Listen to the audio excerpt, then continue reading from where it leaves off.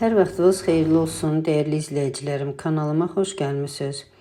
Bugün mən konservləşdirilmiş balıqdan, tuna balığından maraqlı bir salat hazırladım.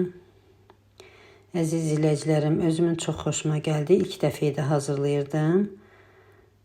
Çox xoşum gəldi. Əsasən də çörəyi tavada öz qızardıb, qırç-qırç elədim.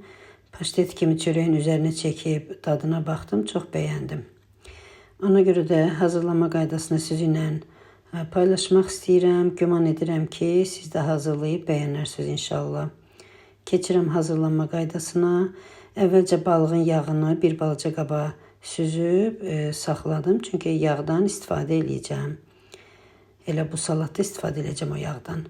Burada qaynanmış yumurta, göy soğan, keşniş şüyüd, qarğıdalı konservləşdirilmiş, təzə xiyar, bir də ki qırmızı soğan.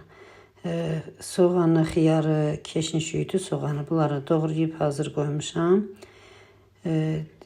Balığı qaba əlavə edib vilka ilə biraz əzdim. Sonra yumurtaları əlavə elədim. Onları da əzirəm.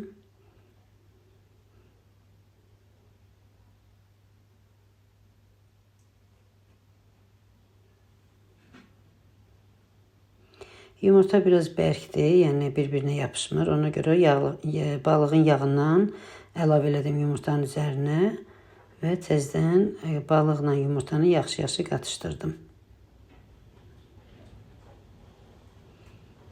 İndi isə doğradığım ərzaqları əlavə eləyirəm. Əslində hamısını bir yerdə əlavə edib qatışdırmaq olar.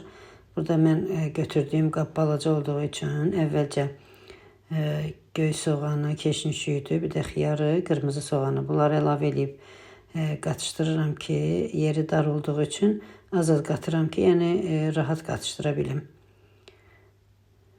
Bunları qatışdırandan sonra biraz istiot əlavə elədim. Duz əlavə eləmirəm, çünki balığın duzu elə bəs eləyir. İndi duz istiot elədik əziz izləyicilərim, o zövqə görədir. Kim ağız dadına görə, kim nə qədər istəyir qata bilər. İndi isə qarğıdalını da əlavə elədim, yaxşı-yaxşı qatışdırıram.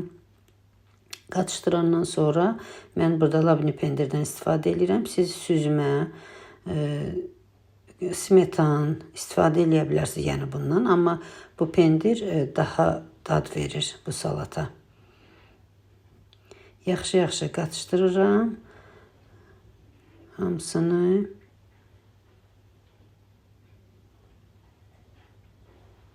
Salatımız hazır oldu, əziz izləyicilərim.